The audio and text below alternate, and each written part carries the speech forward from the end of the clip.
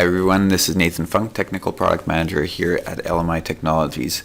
In this video, I'm going to introduce you to the Gocator Accelerator, which is becoming available with the 4.5 firmware release. It's an exciting new piece of technology that runs on a PC. The accelerator takes over a sensor and offloads the processing to the PC. So you can speed up your application by letting the accelerator handle point cloud generation and measurements with the additional processing power and memory from a computer. I'm going to demonstrate that using a Gocator 3110 sensor, snapshot sensor. I've got it set up here scanning a part.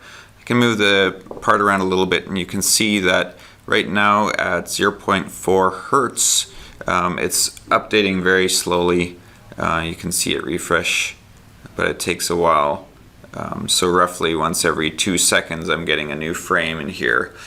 And the CPU is at 100%, so I can't go any faster than this. If I go to 1.5 Hertz, for example, I'm going to get processing drops. You can see it down here. Yeah, processing drops detected. And that's just because the processor cannot keep up with the frame rate that we're requesting. To show you how the accelerator works, I'm going to start a little utility called Accelerator.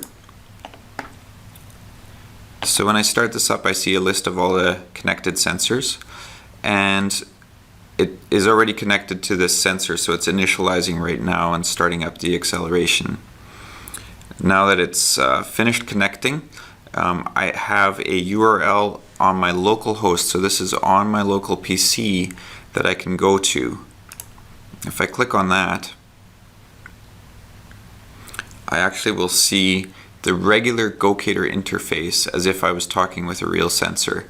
The only difference is that I now have this little rocket icon here that shows me that I'm actually in an accelerated state. So this is the same sensor that I'm talking to, but I'm talking to it through the PC in this case. I can start it up in the same way. I can see the scan results the same way, everything looks the same, but you'll note that one difference here is that my CPU usage is a lot lower right now, and still running at 0.4 Hertz. But as you expect, the lower CPU usage now means that I can go faster. I'm going to use 1.5 Hertz here as an example again.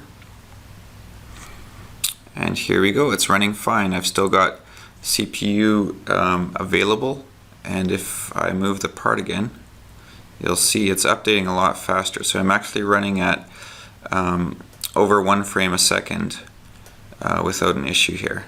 I can put my hand in here as well. And there you go.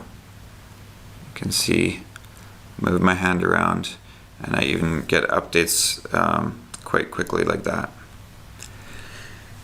So the acceleration has given me almost 3 times or more than 3 times faster scan rates, and the same quality data. Everything happens the same way. I can perform measurements the same way as I would on the sensor, and I can even output to the SDK through the accelerator now from the PC.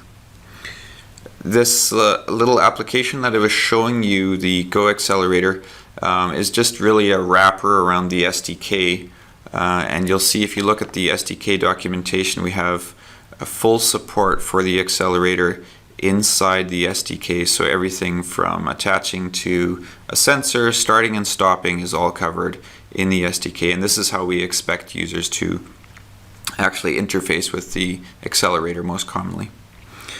So just to recap, the accelerator lets you offload processing from the sensor to a PC. It also gives you access to all the memory on the PC. You can still enjoy the same intuitive interface of a regular Gocator, but you get a much faster performance out of the sensor. You can also expect more functionality coming up from the accelerator in future releases, so look forward to seeing more. Thanks a lot for watching.